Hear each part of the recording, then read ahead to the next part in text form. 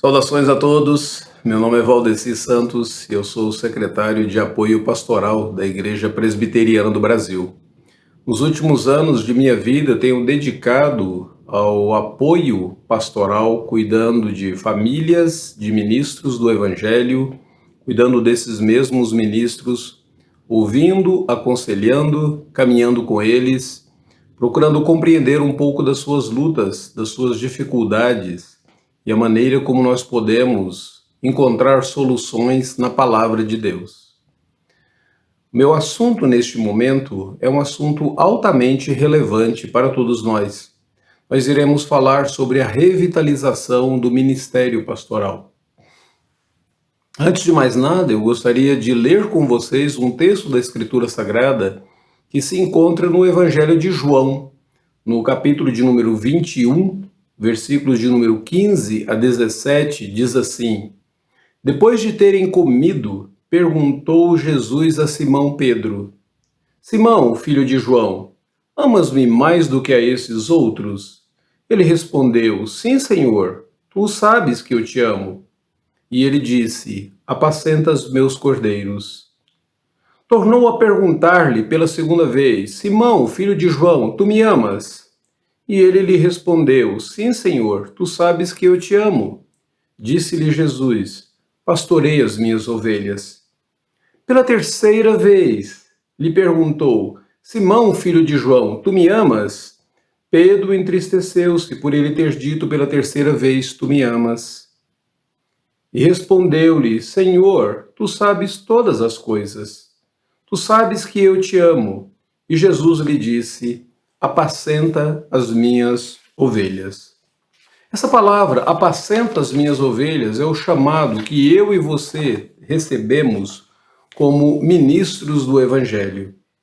Talvez uma das grandes dificuldades quando nós pensamos no ministério pastoral seja justamente compreender a identidade bíblica do ministro. Se nós lembrarmos de algumas passagens bíblicas, talvez isso nos ajude. Por exemplo, o apóstolo Paulo diz lá em Efésios, no capítulo de número 4, no versículo de número 11 a 12, que ministros do Evangelho são bênçãos do Cristo ressurreto para a igreja terrena. Ele diz que quando Jesus foi assunto aos céus, ele concedeu dons aos homens, e a palavra dons ali diz respeito a alguns ofícios.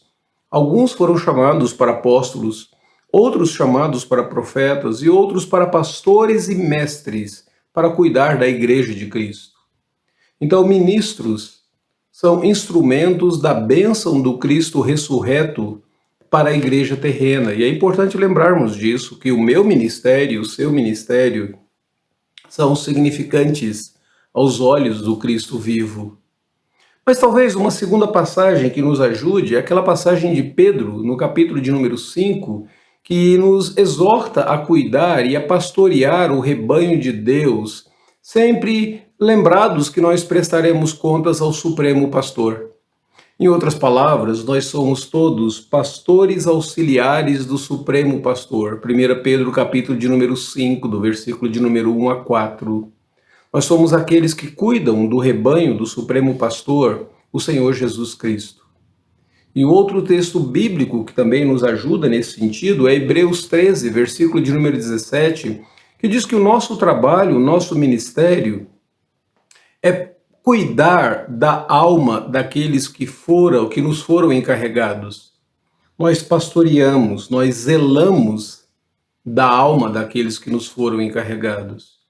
Mas a Escritura ainda continua. Em Tito, capítulo de número 1, verso de número 7, diz que nós somos dispenseiros de Deus. A palavra é muito interessante porque nós somos aqueles que temos a chave da dispensa. Nós alimentamos o rebanho. Nós abrimos a dispensa, descobrimos se esse rebanho está necessitado de consolo, se esse rebanho está necessitado de exortação, e nós trazemos este alimento ao rebanho de Cristo. Mas em Atos, capítulo de número 20, o apóstolo Paulo diz que nós somos bispos para cuidar do rebanho comprado pelo sangue do Senhor Jesus Cristo. Se você considerar todas essas passagens, você verá o quão benéfico e glorioso é o ministério pastoral? Mas o ministério pastoral, todos nós sabemos, ele não consiste apenas de alegrias, ele não consiste apenas de momentos agradáveis. Na verdade, existem algumas estatísticas alarmantes com relação ao ministério pastoral. E algumas dessas estatísticas deixam claro que o pastor, ele é o pastorado, o pastoreio, é uma das menos respeitadas profissões nos dias atuais. Algumas pessoas comparam a credibilidade dos pastores simplesmente àquela credibilidade dos vendedores de automóveis, sem nenhum demérito aos vendedores de automóveis, mas aqueles que muitas vezes conseguem vender aquilo que eles de fato querem e não aquilo que o produto corresponde à palavra deles. Talvez seja por essa razão que muitas pessoas têm abandonado o ministério. Talvez seja por esta razão que muitas pessoas têm dito que o ministério é uma atividade que muitas vezes nos conduz, é propensa ao burnout, à fadiga, ao cansaço. E alguns indivíduos estão no ministério, mas fazendo a obra do Senhor gemendo. Talvez você mesmo conheça e talvez você mesmo se lembre de algumas pessoas que estavam no ministério e hoje não estão mais. Talvez você se lembre de algumas pessoas que estão no ministério que não deveriam estar lá. Mas provavelmente você conhece a dor de alguns que estão no ministério, mas parece que o ministério já não está mais dentro deles. Parece que, de fato, eles estão angustiados neste ministério e eles estão entristecidos, sem nenhum ânimo, necessitando de uma revitalização. Existem algumas estatísticas na internet que elas são alarmantes para mim e para você. Elas falam que o pastor trabalha entre 55 a 75 horas por semana. Elas falam que vários pastores acreditam que o ministério tem sido negativo para suas vidas, para sua vida familiar, para o seu convívio familiar. De fato, algumas dessas estatísticas dizem que cerca de 40% dos pastores no último mês se envolveram com conflitos tão sérios na igreja que eles estão considerando abandonar o ministério pastoral. Eu tenho dois problemas com essas estatísticas. Em primeiro lugar, porque elas acabam muitas vezes não revelando como que esses dados foram encontrados e como eles foram processados. Então fica muito nebuloso, parece que a credibilidade de algumas dessas estatísticas é a mesma credibilidade do filme O Código da Vinci, onde você não sabe bem qual é a fonte para aquela narrativa. Mas o segundo problema que eu tenho com essas narrativas é que essas narrativas elas simplesmente promovem uma horizontalização do ministério. Elas olham para o ministério pastoral comparado, talvez, à profissão de um borracheiro, à profissão de um pedreiro, à profissão de um engenheiro, ou mesmo à profissão de um advogado. Todas essas profissões são benéficas e são honrosas, mas quando eu me comparo com outra pessoa meramente no campo horizontal, eu sempre me verei em desvantagem e eu corro o risco de me ver como a vítima naquele processo. Na verdade, o trabalho pastoral deveria ser visto não apenas no sentido horizontal, mas no sentido vertical, das bênçãos que eu e você recebemos do Senhor Deus, a maneira como eu e você somos cuidados pelo Senhor Deus e a intimidade que eu e você desfrutamos com o Senhor Deus no ministério pastoral. É claro que o ministério pastoral ele tem algumas exigências. Eu seria tolo em falar para você que ele não tem demandas, exigências, e algumas delas, elas parecem sufocantes. Se você observar, o pastorado é exigente em termos de tempo. A igreja espera que eu e você estejamos 24 horas dedicados ao ministério pastoral. O ministério é exigente também em termos de limitações financeiras. Infelizmente, existem alguns conselhos de igrejas locais que acreditam que a função deles é manter o pastor humilde, e para manter o pastor humilde, eles pagam um salário miserável. e o pastor lida com algumas limitações financeiras.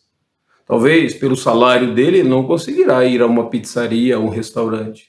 Senão quando um presbítero convida e quando o presbítero paga para ele. Ou quando o conselho da igreja decide que um convidado para o aniversário da igreja virá e o pastor deverá levá-lo para jantar ou para almoçar em um restaurante. Essa tem sido a realidade de muitos pastores que eu conheço. O ministério pastoral é exigente também em termos de conhecimento abrangente. O pastor deve conhecer não apenas as escrituras sagradas, mas ele deve estar aliado e influenciado pelo conhecimento da mídia, da sociedade e da política, de negócios, porque ele precisará aconselhar alguns dos seus membros, das suas ovelhas, nesses assuntos também. O ministério pastoral acaba muitas vezes contando com aquela expectativa irreal que a igreja possui sobre os seus ministros. Por exemplo, a igreja sempre espera que o pastor esteja alegre, contente, feliz. Que a esposa do pastor esteja sempre sorridente.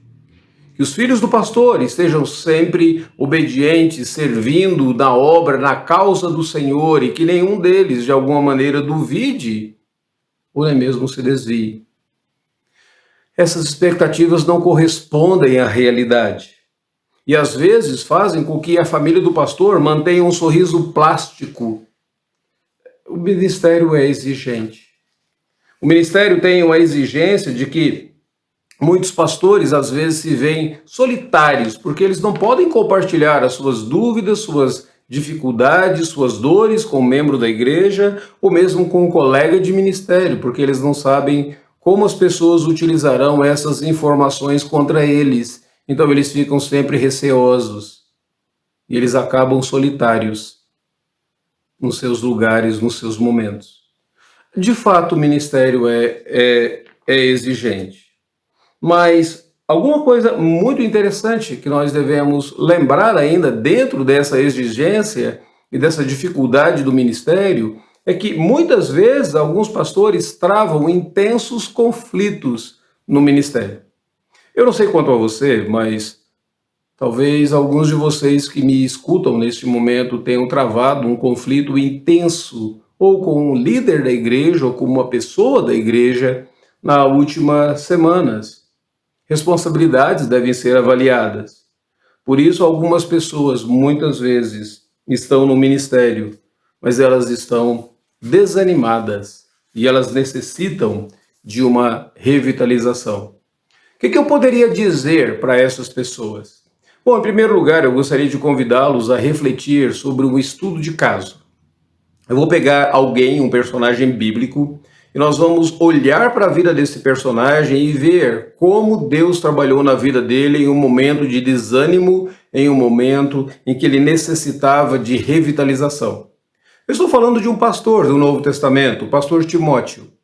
Quando eu e você lemos sobre Timóteo, as cartas do apóstolo Paulo a Timóteo, nós observamos alguns detalhes muito interessantes. Nós observamos, em primeiro lugar, talvez uma diferença entre a primeira carta de Timóteo e a segunda carta de Timóteo, não só em termos de número de capítulos ou épocas nas quais ambas foram escritas, mas nós observamos também em termos de ênfase.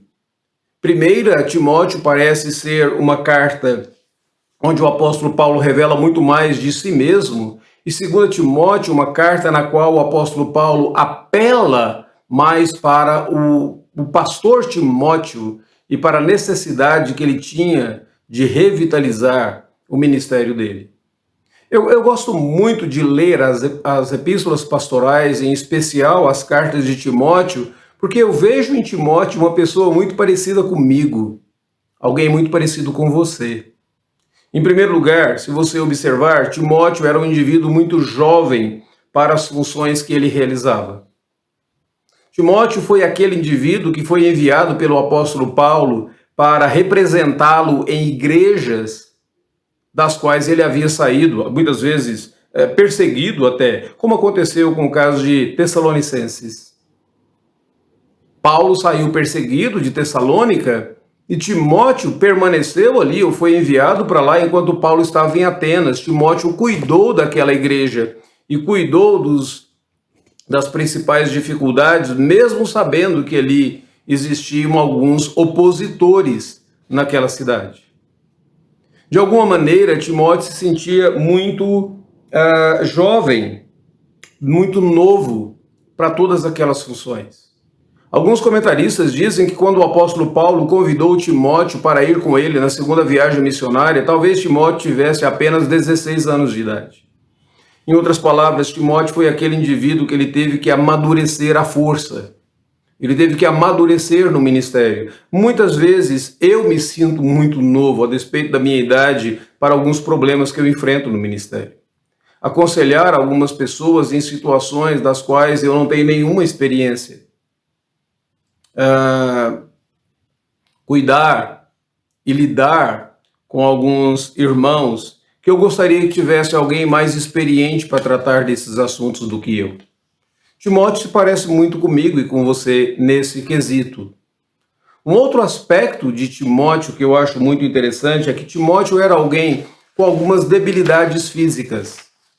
Na sua primeira carta, no capítulo de número 5, Paulo diz para Timóteo o seguinte: Timóteo, olha, usa um pouco de vinho por causa das suas constantes enfermidades estomacais.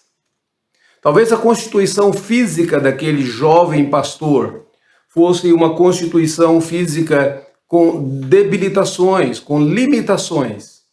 Limitações físicas que eu e você enfrentamos quando nós temos que lidar com enfermidades, quando nós temos que lidar com o nosso cansaço, com a nossa fadiga, com a tensão do dia a dia, onde os nossos músculos parecem militar contra nós. Timóteo tinha isso. Mas Timóteo tinha uma outra coisa bem interessante. Ele era um indivíduo com uma certa constituição tímida. Quando Paulo escreveu a sua primeira carta aos Coríntios, ele falou no capítulo de número 16 acerca de Timóteo, ele diz assim: olha, se Timóteo for ter com vocês, por favor, certifiquem-se de que ele esteja sem medo entre vós. Porque talvez a constituição emocional de Timóteo fosse tímida e ele se sentisse um tanto quanto amedrontado diante de algumas pessoas ali em Corinto, diante da maneira como elas falavam, diante do conteúdo que elas exigiam. No versículo de número 8 do capítulo 1 de 2 Timóteo, Paulo diz que Timóteo corria o risco de se envergonhar do evangelho de Deus. E Paulo diz, olha, não te envergonhes do evangelho, não te envergonhes de mim, que dei o exemplo de pregar esse evangelho. Então, a constituição emocional desse jovem pastor era uma constituição limitada. E por isso o apóstolo Paulo diz para ele assim, nesse texto, no versículo de número 6, Timóteo, reavives o dom de Deus que há em ti, o qual te foi concedido mediante a imposição do presbitério. Paulo já havia mencionado isso na primeira carta a Timóteo, ele já havia dito isso nos capítulos anteriores, capítulo de número 4 de 1 Timóteo. E agora, mais uma vez, o apóstolo Paulo volta-se para Timóteo e diz assim, Timóteo, você tem a necessidade de reavivar o ministério de Deus na sua vida. O ponto é que se Timóteo passou por aquela experiência, eu e você não somos melhores do que aquele personagem bíblico. Eu e você que vivemos num mundo caído e lidamos com pessoas caídas, que somos chamados de homens de Deus, continuamos sendo homens. Como Timóteo era um homem e necessitou em determinado momento reavivar e revitalizar o ministério pastoral. Talvez a primeira pergunta que eu e você devamos fazer neste momento é: quando isso foi necessário na vida de Timóteo? E quando isto é necessário na minha vida e no meu ministério? Nos versículos de número 3 até o versículo de número 5 do capítulo 1 da segunda carta de Timóteo, Paulo escreve dizendo assim, olha, dou graças a Deus a quem desde os meus antepassados sirvo com consciência pura e sem cessar eu me lembro de ti nas minhas orações. E Paulo ainda diz mais, ele diz assim, olha, lembrado das tuas lágrimas, eu estou ansioso por ver-te, para que eu transborde de alegria. Paulo se lembrava da devoção de Timóteo, ele se lembrava de que essa devoção chegava às lágrimas, ele se lembrava da sinceridade de Timóteo, mas naquele momento em que Paulo escreve essa carta, tudo isso era meramente uma lembrança.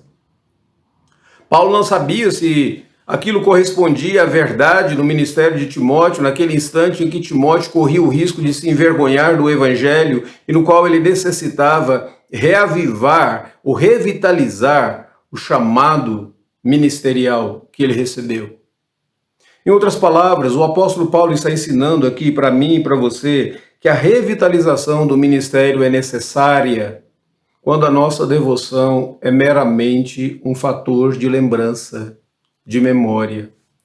Quando nós lembramos simplesmente de que no passado nós costumávamos a jejuar, quando nós lembramos que no passado nós costumávamos a derramar o nosso coração diante do Senhor Deus, quando nós lembramos que no passado nós tínhamos tamanha alegria em participar do culto, da igreja, mas essas coisas ficaram na lembrança. Nesses momentos é necessário uma revitalização do ministério. É mais ou menos como aquilo que Deus mesmo diz lá em Jeremias, capítulo de número 2, quando o Senhor Deus, falando sobre o povo dele, Israel, ele diz assim, olha, eu me lembro de ti, quando você, como noiva, seguia o teu noivo pelo deserto. A devoção de Israel, naquele ponto em que Jeremias escreve, estava na lembrança, na memória, no passado. Ou quando o salmista fala do livro dos Salmos, quando ele diz, olha, como eu me lembrava, quando eu costumava sair em procissão à casa de Deus, com alegria, louvando, cantando cânticos. Talvez essa devoção esteja meramente na lembrança. E é nesse momento que eu e você necessitamos de uma revitalização ministerial.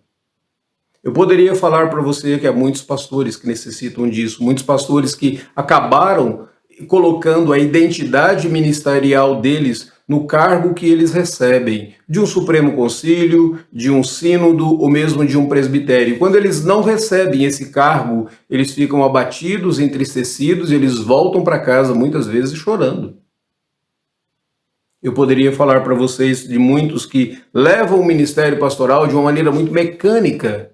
Aquilo que John Jowett escreve no livro dele, O Pregador, Sua Vida e Obra, ele fala de algumas pessoas que se acostumam, se tornam familiarizadas com o sagrado. E quando o perigo de que eu e você nos tornarmos familiarizados com o sagrado é que nós não sentimos mais aquela emoção, aquele impacto do novo na minha vida e na sua vida, no meu ministério.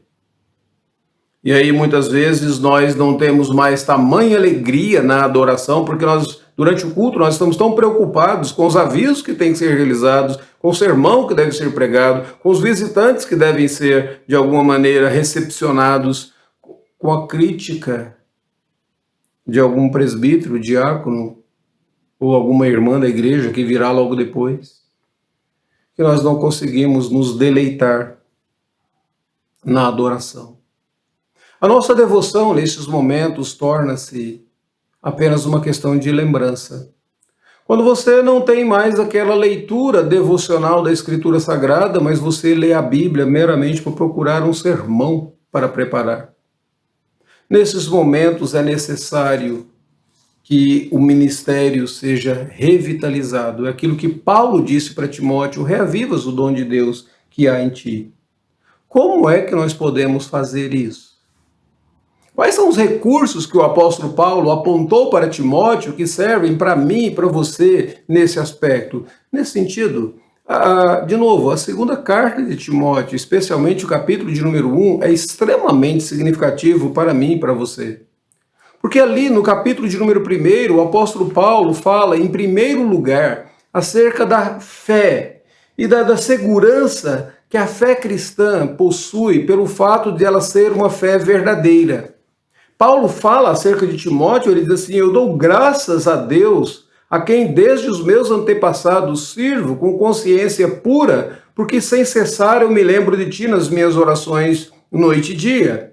lembrado das tuas lágrimas e estou ansioso por ver-te, para que eu transborde de alegria pela recordação que guardo de tua fé sem fingimento, a mesma que primeiramente habitou em tua avó Lóide, em tua mãe Eunice, e estou certo de que também em ti. Paulo está falando sobre a fé cristã, e a primeira coisa que ele fala sobre a fé cristã é o seguinte: Timóteo, a fé cristã não é uma novidade, não é uma moda, não é um modismo, mas a fé cristã possui raízes históricas. A sua avó compartilhou dessa fé, a sua mãe compartilhou dessa fé, eu tenho essa fé, nos meus antepassados judaicos, eles tiveram essa fé. A nossa fé é verdadeira e ela transpõe todas as esferas do tempo e do espaço, porque essa é a verdadeira fé em Cristo Jesus.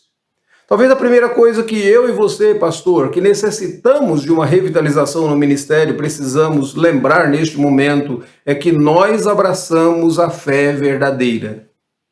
É que nós não podemos abrir mão dessa verdade que Jesus Cristo é o Senhor, que o Evangelho é verdadeiro, que o Evangelho transforma vidas, que há de fato uma herança para mim e para você, que Cristo está vivo e que eu e você não estamos realizando o ministério meramente na força da nossa carne e nem estamos sozinhos nesse ministério de Deus. Nós abraçamos essa fé verdadeira, a fé do Evangelho, e essa fé foi compartilhada e continua sendo compartilhada por irmãos e irmãs ao longo dos tempos, ao longo dos anos.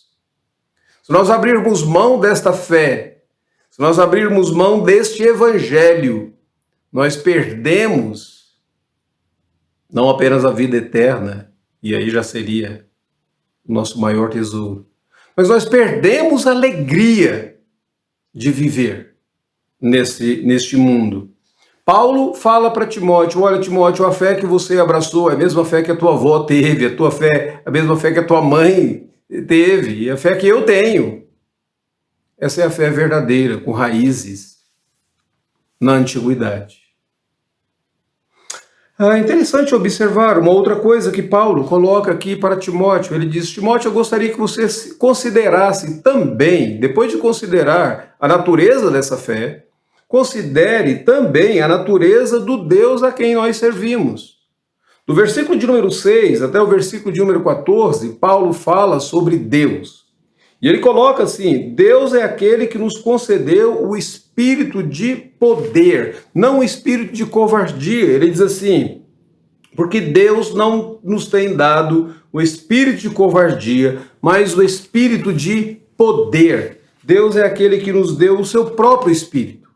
O próprio Espírito habita em nós, de tal forma que eu e você não estamos sozinhos na execução do ministério e em prol do avanço do reino de Deus, mas nós somos habitados pelo Santo Espírito do Senhor, aquele que habitou no próprio Senhor Jesus Cristo, aquele que utilizou o mesmo poder para ressuscitar Jesus Cristo, é o Espírito que habita em mim, é o Espírito que habita em você. Esse é o Deus que nos concedeu o Espírito Santo de Deus. Paulo ainda diz mais: esse é o Deus que lidou graciosamente conosco em Cristo Jesus. No verso de número 9, ele diz assim: o qual nos salvou e nos chamou com santa vocação, não segundo as nossas obras, mas conforme a própria determinação e graça que nos foi dada em Cristo Jesus. Vocação aqui não é vocação ministerial, vocação aqui é para salvação. Paulo está dizendo para Timóteo o seguinte: olha, em Cristo Jesus, Deus nos salvou graciosamente, não com base nos meus méritos, não com base nos seus méritos, mas na graça, na misericórdia do Senhor Jesus Cristo.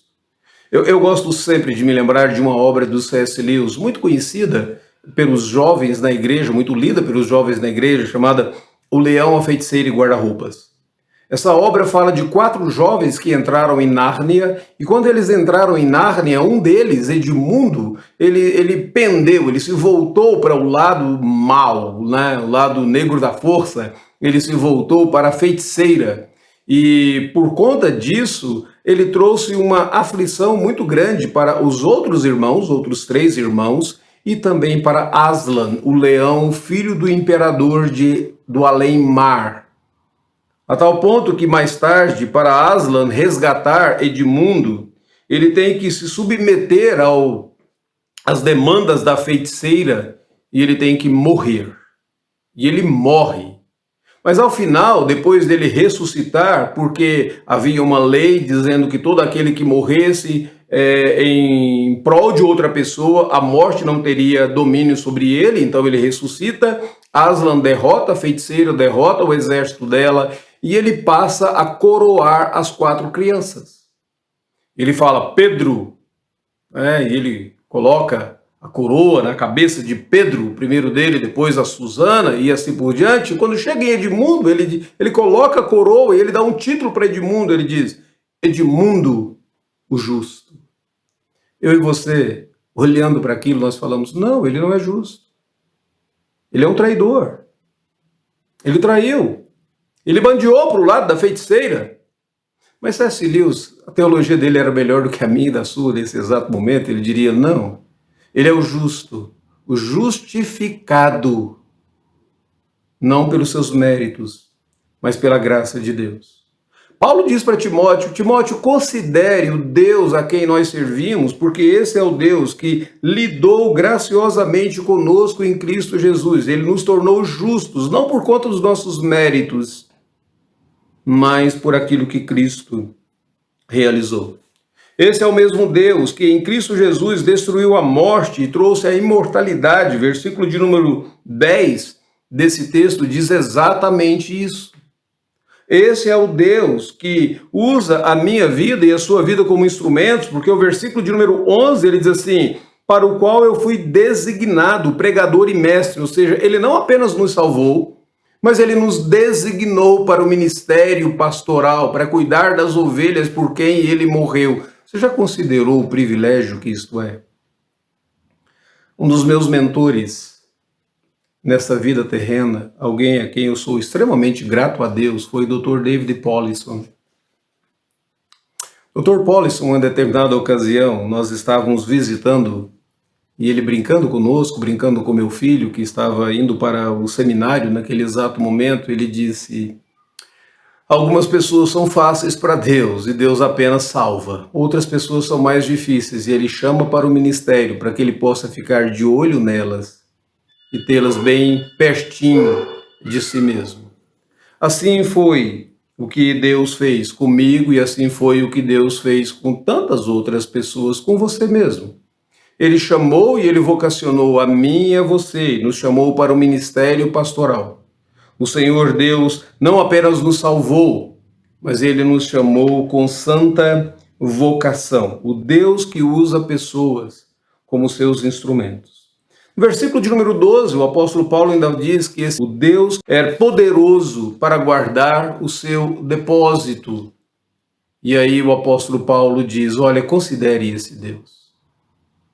Em último lugar, o apóstolo Paulo diz para Timóteo, se você quer reavivar o seu ministério, revitalizar a sua vida, Timóteo, considere a importância da missão que te foi confiada.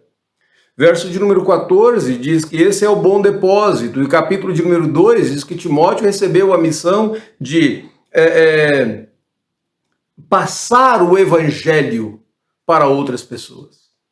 E essa é a missão que Deus concedeu a mim e a você, de passarmos o evangelho para homens fiéis e idôneos. Em outras palavras, esse mesmo evangelho que de Cristo veio para Paulo, de Paulo foi para Timóteo, de Timóteo para outras pessoas, hoje ele é passado de mim, de você, para a próxima geração.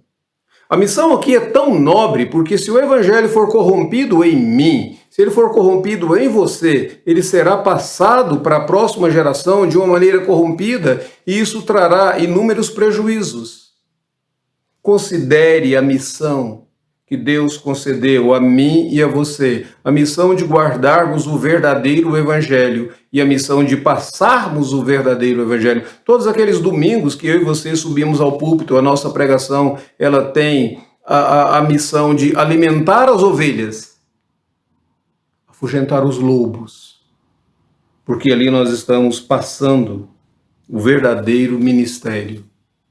Bom, Paulo diz para Timóteo, no momento em que ele estava desanimado, ele diz: Timóteo, reavives o dom de Deus que há em ti.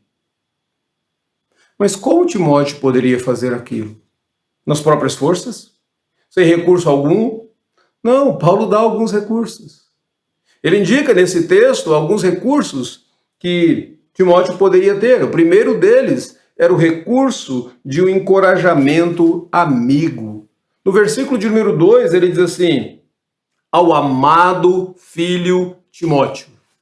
Eu fico às vezes me perguntando por que na primeira carta Paulo escreve ao verdadeiro filho Timóteo e na segunda carta Paulo fala sobre ao amado filho Timóteo.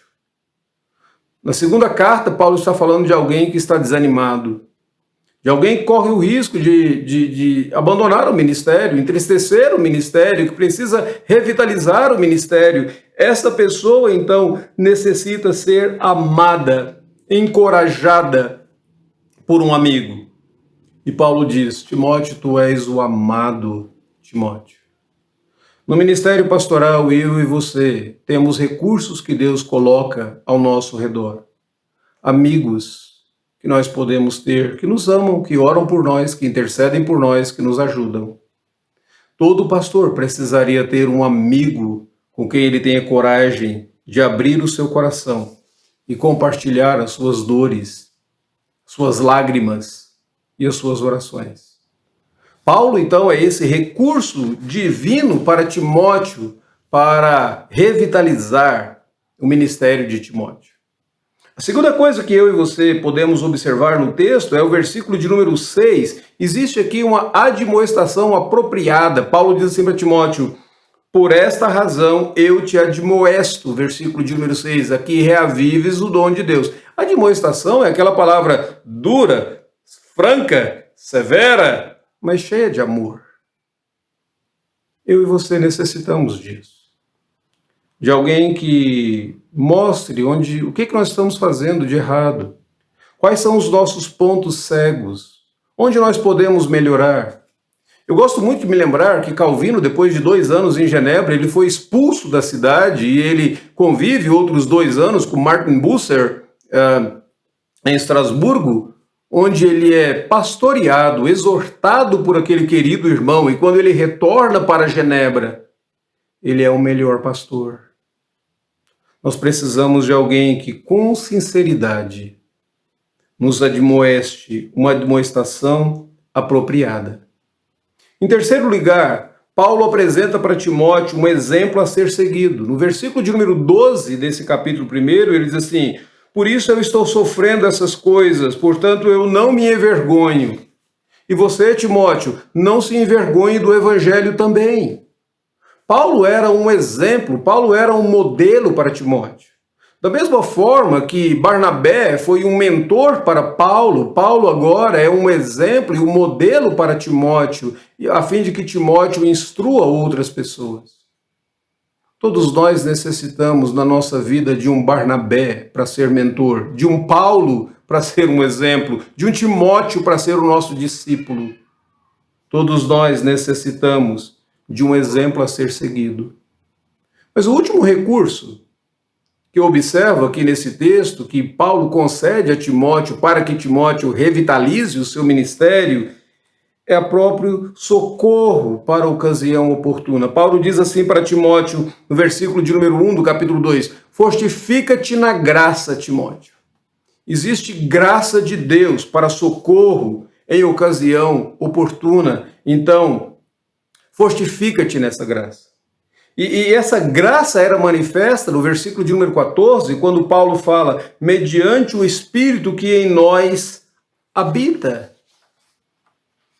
Em outras palavras, o apóstolo Paulo não estava deixando Timóteo com aquela obrigação de revitalizar o seu ministério meramente na sua força carnal, mas Paulo apontava para Timóteo os recursos que o próprio Deus concedia a ele para ele revitalizar o seu ministério. O que aconteceu de Timóteo no final? A segunda carta não diz, né? Mas a carta aos Hebreus fala, carta aos Hebreus, capítulo 13, versículo de número 23, O escritor de Hebreus diz assim: notifico-vos que o irmão Timóteo foi posto em liberdade, com ele, caso venha, eu logo vos verei. Em outras palavras, Timóteo recebeu a exortação de Paulo. Timóteo teve o ministério revitalizado. Timóteo não se envergonhou do evangelho. Timóteo chegou ao ponto de ser preso pela sua fé. E Deus operou na vida dele graciosamente. Meu querido irmão pastor, neste momento a minha palavra para você é que, se Timóteo foi tentado a desenvolver um ministério sem ânimo, eu e você não somos melhores do que Timóteo. É possível que nós soframos as angústias neste mundo caído, lidando com pessoas caídas e tendo que lutar dentro de nós mesmos contra os efeitos da queda. Mas eu quero lembrar a você que o Senhor Deus não deixa essas coisas passar despercebido. E na própria palavra de Deus nós temos um modelo de alguém que estava desanimando do ministério, mas teve a oportunidade, o privilégio de ter o seu ministério revitalizado, Timóteo. O final da vida deste homem, à luz de Hebreus capítulo 13, foi glorioso e ele entrou para as páginas da Escritura Sagrada como um dos nossos heróis na fé. Considere a sua vida, considere o seu ministério. Reaviva o dom de Deus que foi concedido a ti. Lembra da fé, da natureza dessa verdadeira fé. Lembra da natureza do Deus que te vocacionou e que te chamou para esse ministério. Lembra da missão que te foi concedida.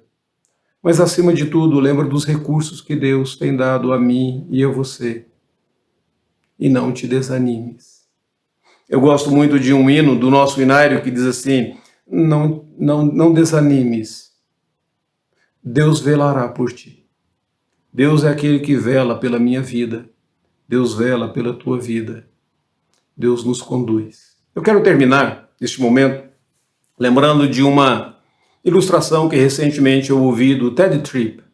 Ele fala desse missionário que trabalhava na África e que, depois de muitos anos dedicando a sua vida ao trabalho missionário, voltou para sua casa nos Estados Unidos, e ele voltou com a imensa e enorme expectativa de que ele seria recebido com algazarra, com alegrias, com uma fanfarra pela sua igreja, pelos membros ali. E quando o avião pousou no aeroporto, ele pôde olhar pela janela do avião e viu que, de fato, havia uma banda. Pessoas estavam com alegria aguardando o pouso daquele avião. Para a tristeza daquele missionário, antes dele descer do avião, desceu Theodore Roosevelt, o presidente dos Estados Unidos. Toda aquela banda, toda aquela fanfarra era para aquele político. E ele voltou-se para a esposa dele e ele disse: que injustiça. Nós dedicamos toda a nossa vida ao ministério pastoral na África, anos da nossa vida, e as pessoas não vieram aqui nos receber com alegria, mas eles receberam esse político. E a esposa sabiamente virou para ele e disse: querido, você ainda não chegou em casa. Quando você chegar em casa, haverá júbilo para te receber. Querido pastor, você que muitas vezes luta com algumas dificuldades no ministério, você ainda não chegou em casa. Quando você chegar em casa, o Pai te receberá com um abraço e vai dizer: vinde, bendito. Que Deus abençoe a minha vida e que Deus abençoe a sua vida no ministério. Mais uma vez, muito obrigado por essa oportunidade de poder falar ao seu coração. Amém.